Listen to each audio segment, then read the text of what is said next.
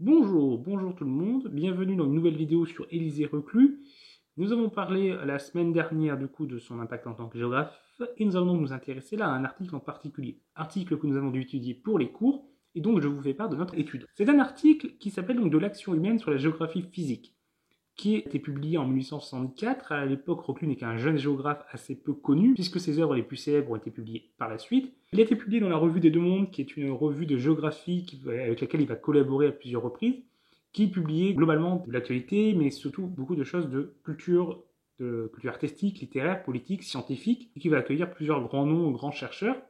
Donc c'est une revue assez prestigieuse, et donc Reclus, dès sa jeunesse, va pouvoir collaborer avec. Il a en fait, dans cet article, il va analyser un ouvrage rédigé par Georges Perkin Marsh, dont nous avons parlé rapidement dans la vidéo précédente, qui est un diplomate et pionnier de l'étude de l'action de l'homme sur son environnement. Et du coup, son ouvrage s'intéresse à la déforestation, qui a un impact sur la désertification, et va également s'intéresser à la question de la gestion des ressources. Et donc Reclus, qui pour lui c'est des thèmes qui l'intéressent, a lu cet article qui a était assez peu connu du grand public à cette époque, et notamment en France. Donc Reclus va permettre de faire connaître un peu cet ouvrage en France, et profiter de cette analyse également pour de donner sa propre opinion, son propre point de vue sur la question, sa propre analyse du sujet. Ce n'est pas simplement un compte-rendu du livre de Marsh, mais c'est la réflexion de Reclus sur le sujet, aidée par la lecture du livre de Marsh. Donc ce qui le rend intéressant. Du coup, dans cet article, Reclus s'intéresse au rapport de l'homme à son milieu, et surtout comment l'homme influence celui-ci, en s'intéressant aux impacts positifs et négatifs de l'homme sur l'environnement. Et il étudie comment ces impacts ont évolué au fil du temps. Il commence par dire que la nature et l'environnement ont beaucoup influencé le développement des sociétés humaines.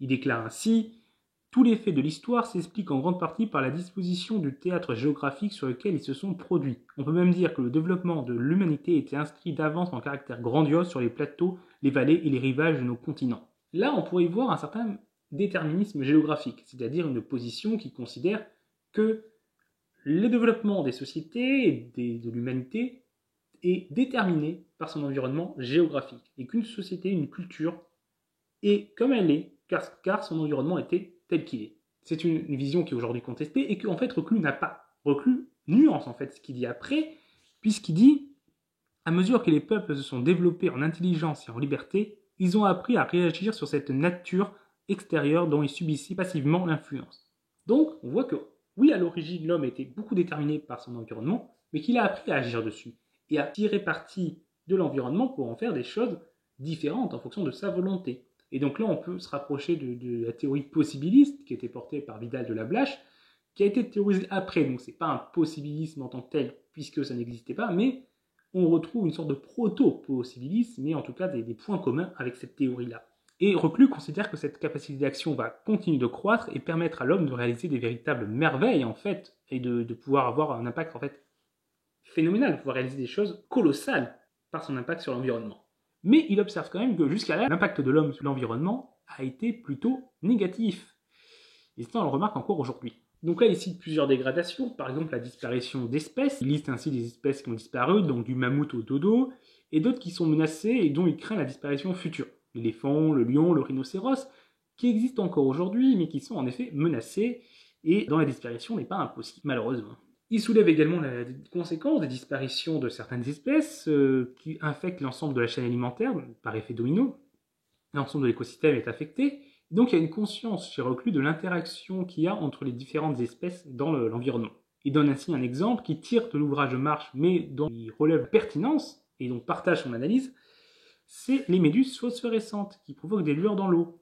Et c'est un phénomène qui est courant à l'époque de Reclus, et lorsqu'on navigue sur la Méditerranée, on voit souvent des lueurs la nuit. Et en fait, ce qu'il remarque, c'est que les auteurs grecs et romains n'en parlent pas. Alors que c'est un phénomène assez visible et qui aurait de quoi nourrir l'imagination, les mythes, les légendes, et qu'il est étonnant qu'aucun auteur grec et romain n'évoque ces sujets-là.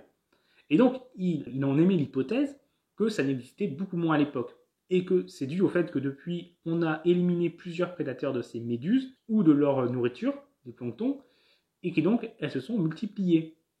Et donc là, on trouve un peu de géohistoire dont je vous ai parlé dans la vidéo précédente, c'est qu'il s'appuie sur des sources historiques pour tirer une conclusion sur l'évolution d'un écosystème et donc de la géographie, en le liant du coup avec l'action de l'homme. Donc là, on est sur un travail de géohistoire.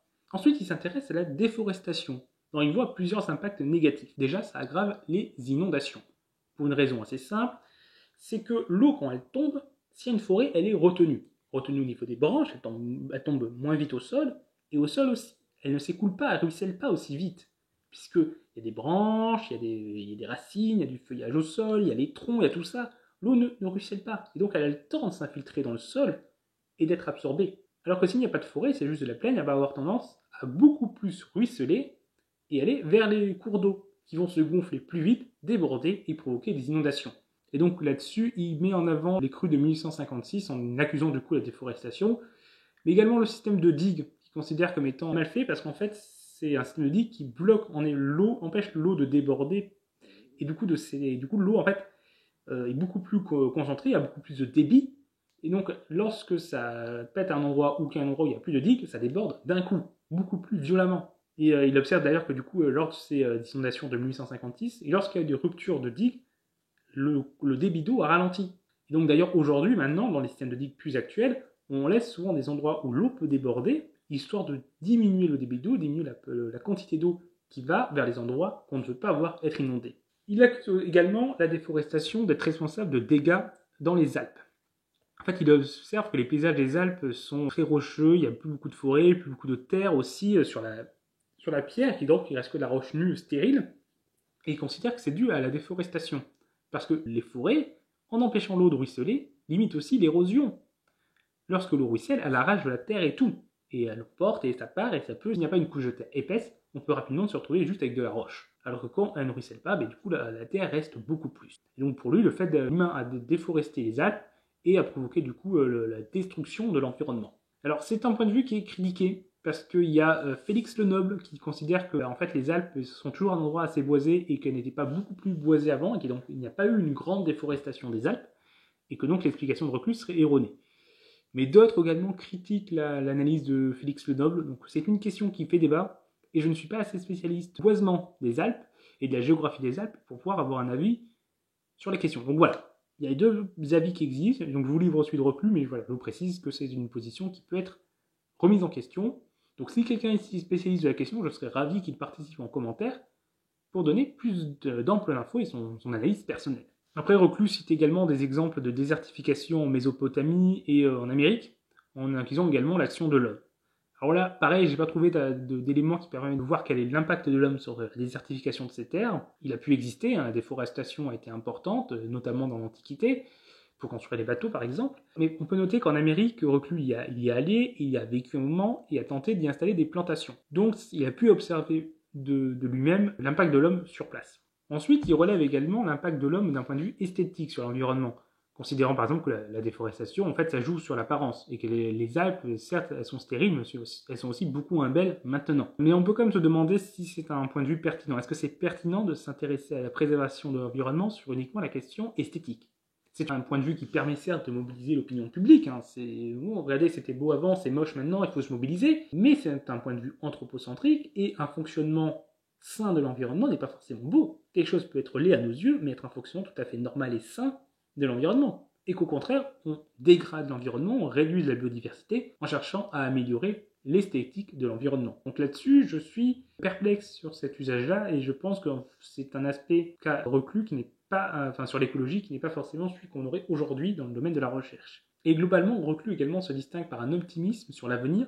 Il considère qu'en effet que si les moyens d'action de l'humanité sur l'environnement vont augmenter, sa capacité à réfléchir sur le long terme va augmenter également, et donc l'homme va pouvoir avoir un impact de plus en plus positif sur l'environnement. Et donc Reclus ne dit pas que l'homme ne doit pas agir sur l'environnement, qu'il doit préserver l'environnement, mais non, il dit que l'homme doit bien penser son action sur l'environnement, bien la réfléchir, et qu'il peut agir sur l'environnement pour l'améliorer, et que ça doit être une action réfléchie.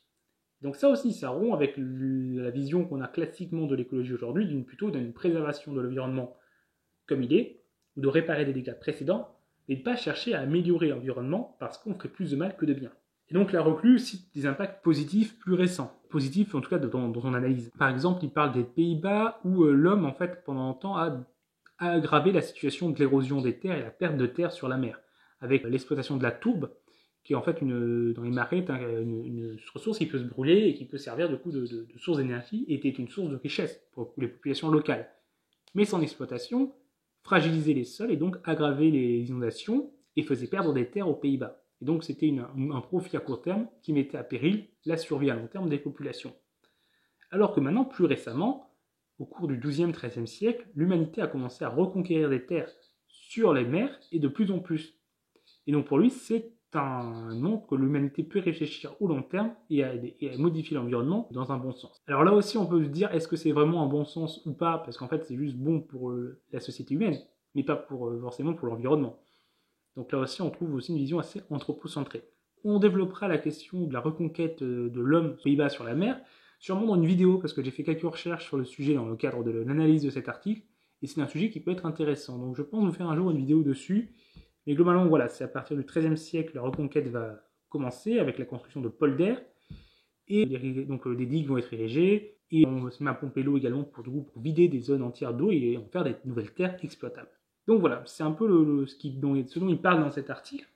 Donc on voit qu'il a d'un côté, il a une vision assez claire sur le fonctionnement d'un écosystème, sur le fait que qu'on fait disparaître des espèces, c'est un impact global, des vrais effets de la déforestation, et clairement il remarque que l'homme doit faire attention à ce qu'il fait avec l'environnement. Mais il a une vision beaucoup plus positive que l'homme peut avoir sur l'environnement que l'on a aujourd'hui. Il faut dire qu'on a aussi un siècle et demi maintenant en fait par rapport à cet article de recul sur l'action de l'homme, où on voit que ça continue d'être une action négative et de plus en plus négative, avec aujourd'hui l'impact sur l'écosystème qui s'est aggravé, mais également sur le réchauffement climatique. Et donc peut-être que ça explique aussi pourquoi on a une vision moins positive là-dessus et qu'on se dit que l'homme devrait moins agir sur l'environnement, là où le recul du coup était porté par un certain optimisme peut-être de son époque.